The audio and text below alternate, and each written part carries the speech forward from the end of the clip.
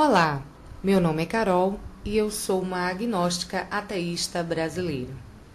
Posso me identificar como agnóstica estrita, também chamada de agnosticismo forte, agnosticismo positivo, agnosticismo convicto ou agnosticismo absoluto, que é a ideia de que a compreensão ou conhecimento sobre deuses ou sobrenatural se encontra totalmente fora das possibilidades humanas e que jamais tal será possível.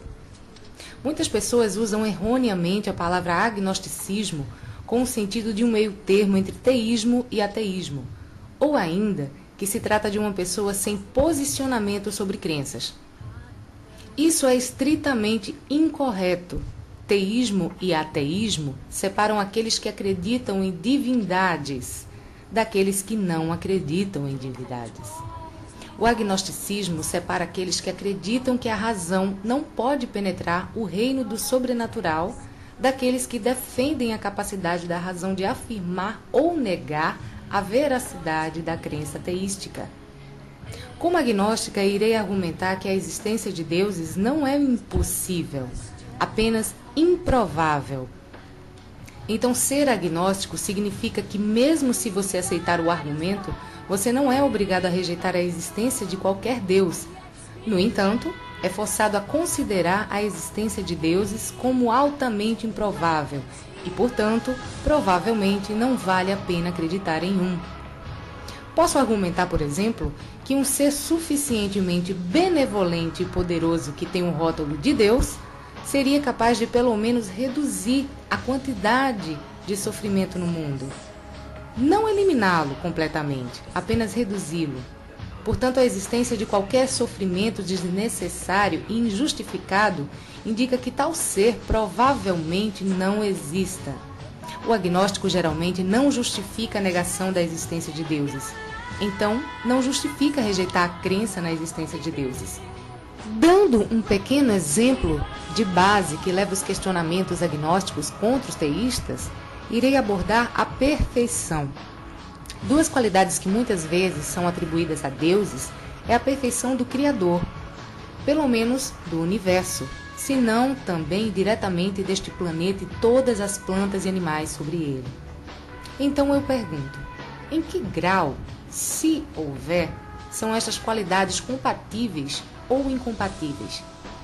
Há dois bons argumentos que sugerem que eles são incompatíveis, e na medida em que eles são válidos, a existência de tal Deus é no mínimo improvável, se não impossível. O primeiro argumento é baseado na ideia de que um ser perfeito, puro simplesmente, não tem necessidade de criar alguma coisa. Os teístas afirmam que seu Deus é perfeito, e Deus deliberadamente criou o universo. Bem, a perfeição implica a falta de necessidades ou desejos. Por ser perfeito, Deus nunca terá qualquer necessidades ou desejos. Criação deliberada implica um esforço para satisfazer alguma necessidade ou desejo. Sendo um criador, então, Deus ao mesmo tempo tinha algumas necessidades. É impossível ter alguma necessidade ou desejo e também nunca ter qualquer necessidade ou desejo. Conclusão: Deus, se existir, ou não é perfeito, ou não criou nada. Então, é simplesmente argumentar que a perfeição é compatível com ter necessidades ou desejos.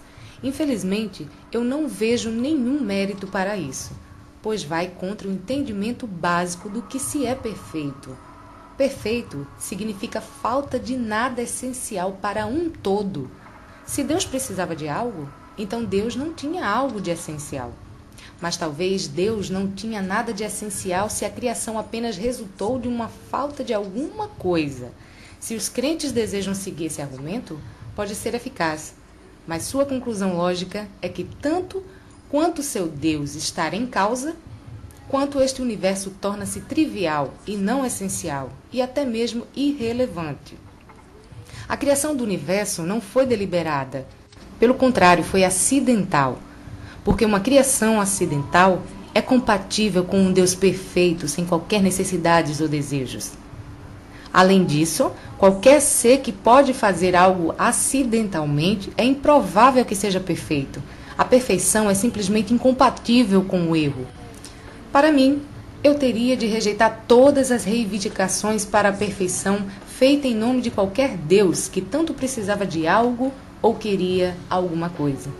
Tanto significar uma falta de alguma coisa como um objetivo ou um subjetivo, e nem se encaixaria com qualquer ideia de perfeição real que eu possa entender.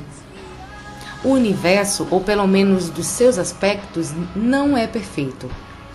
Nada deliberadamente criados por um ser perfeito pode ser imperfeito. Conclusão: o universo não foi criado por um ser perfeito. No caso, se algo pode ser criado por um ser perfeito, deve ser perfeito. O cristão argumenta que tudo foi criado perfeito para nós no começo, mas nós, seres humanos, infelizmente, estragamos tudo.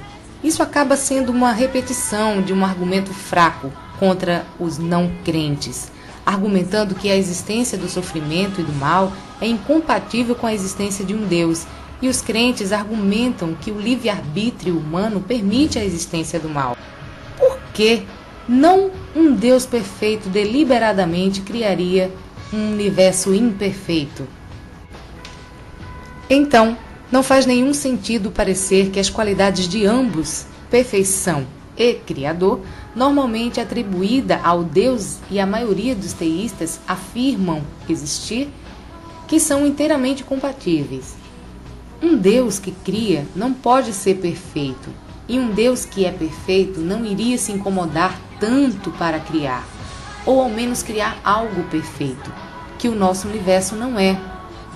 Uma vez que nosso universo claramente existe, devemos concluir que ou não existem deuses, ou eles não o fizeram. Eles são ou imperfeitos, ou não tinham nenhum papel a desempenhar na formação do nosso universo. Como sempre, tchau, tchau, beijo.